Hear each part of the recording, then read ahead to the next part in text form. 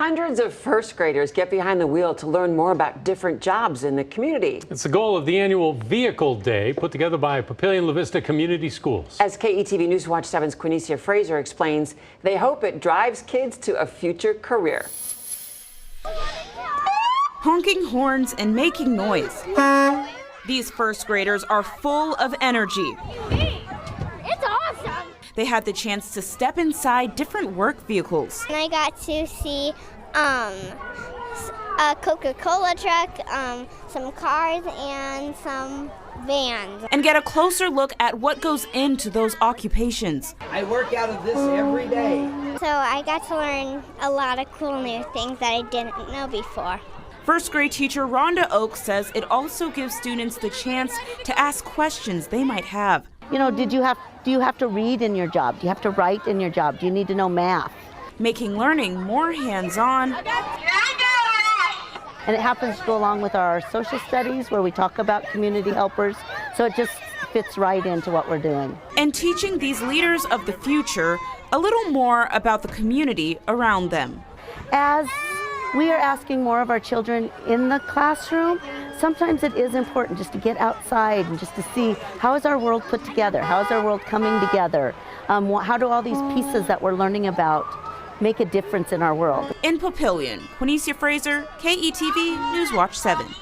They're having a blast. I love the excitement and way to go above and beyond. I mean, Yes. that's really thinking outside Great the idea. classroom. Wow, that's fantastic. Well, what weather conditions today? I mean, sunshine, pleasant temperatures this afternoon. There were some clouds this morning, but really nice right now. And I hope you have, we've got about an hour of sunlight left, and hope you have a chance to get outside because it's a rain factor of 8. Just beautiful conditions right now. Time to paint it red, baby. Yeah, we've got chance of showers on Saturday. Now, the good news, I don't think this is going to be any kind of washout down in Lincoln. As long as the current computer models hold, any stormy weather would be Kansas City, St. Joe, Missouri, maybe Maryville, off to the east of us by 100 miles or so. But there is still some chance of showers and temperatures around 70 at the kick and 63 by the end of the game. All quiet right now. Live Super Doppler 7 radar. No precipitation. Look at that view of mostly sunny skies over the top of the Shadow Lake Town Center shopping complex in Papillion. 73 temperature. This is the camera at the Cobalt Credit Union. Dew point 49. Little south breeze is blowing.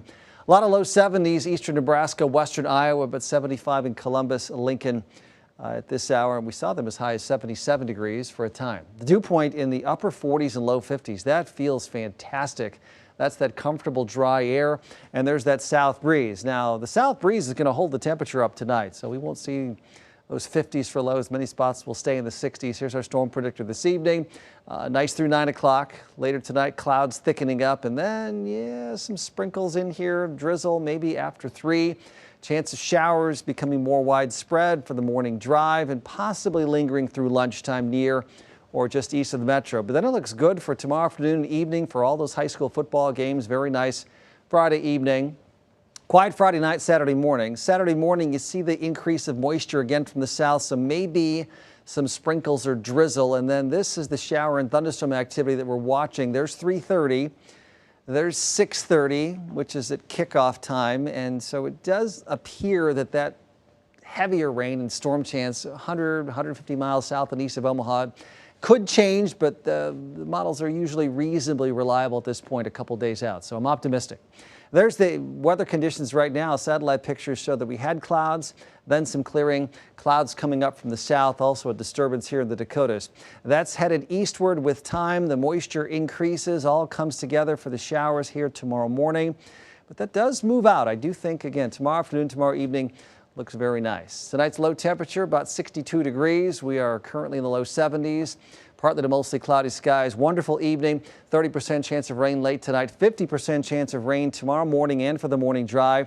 Smaller chance of showers at lunchtime. And then nice late day tomorrow. Some peaks of sunshine. Saturday, 68 for the high temperature. Showers, but maybe the thunderstorms off to the southeast of us. We get quite a bit warmer on Sunday and Monday. And then we cool off again as we go into Tuesday, Wednesday, and Thursday with some real fall-like weather into next week. So a lot of impact icons on the map there. You're busy. I know. Okay, thanks, Phil. Up next, how last week's struggles may have helped Nebraska get ready for Ohio State. And we're going to throw it back to the mid-'80s. Remember then? One guy was making huge hits and timely picks for the Huskers. It's next in our Throwback Thursday, live from 7 Burlington Station. This is KETV News Watch 7 at 6.